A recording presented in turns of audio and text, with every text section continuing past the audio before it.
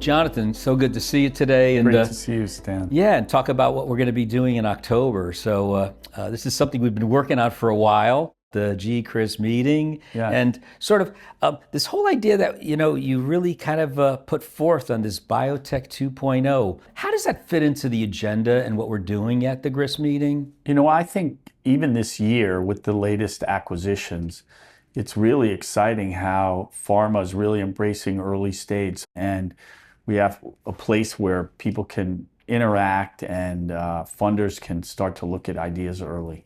And I know that we've kind of built the agenda around some of the larger banks, some of the analysts, and really trying to have that discussion amongst each other. Sort of, what do you see kind of coming out of that discussion for everyone?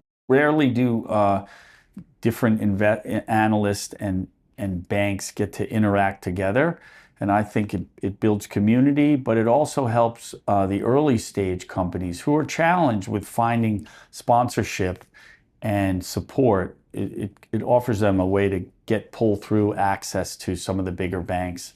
Also, those banks are looking for the big pharmas, are working for them, looking for the next wave of innovation. It's a great opportunity. Great. Right. So we've purposefully built in a session for venture philanthropy and how that could essentially affect the ecosystem and unlocking, capital, which is much needed in this market space.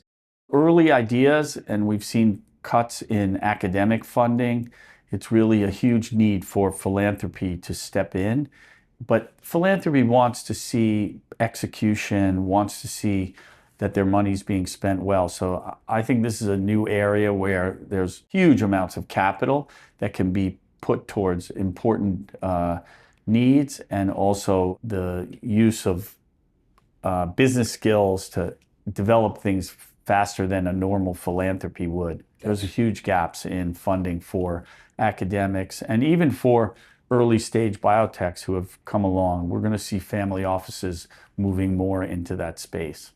Yeah, and we also talked when we were building the agenda on speaking to the experts and how, especially in the CAR T space, there's been over $10 billion that have come in through deals over the last year, and the importance of bringing the real pioneers to the table and having the investment community kind of poke at not only what are their thoughts, how are they putting their bets, and ultimately how are we thinking about what that future looks like. Yeah, I think people became cynical about early stage, even about CAR T, that it was done, and now we see, all of a sudden innovation happens and pharma's making, multi-billion-dollar bets. So it is often that things are a little bit hidden under the surface, and once they arise, then they attract a lot of capital. So it's often at these kind of meetings that right around the corner there's a new innovation, and I think it's important to stay in it.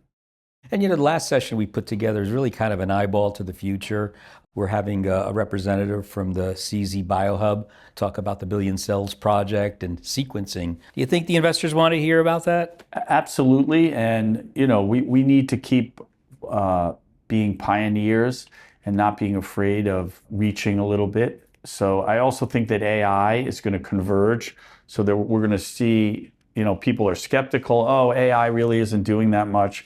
But eventually the innovation and then the AI, the speed and the decrease in cost are going to hit our sector, and then it's going to have explosive growth opportunity. Great. Last easy one.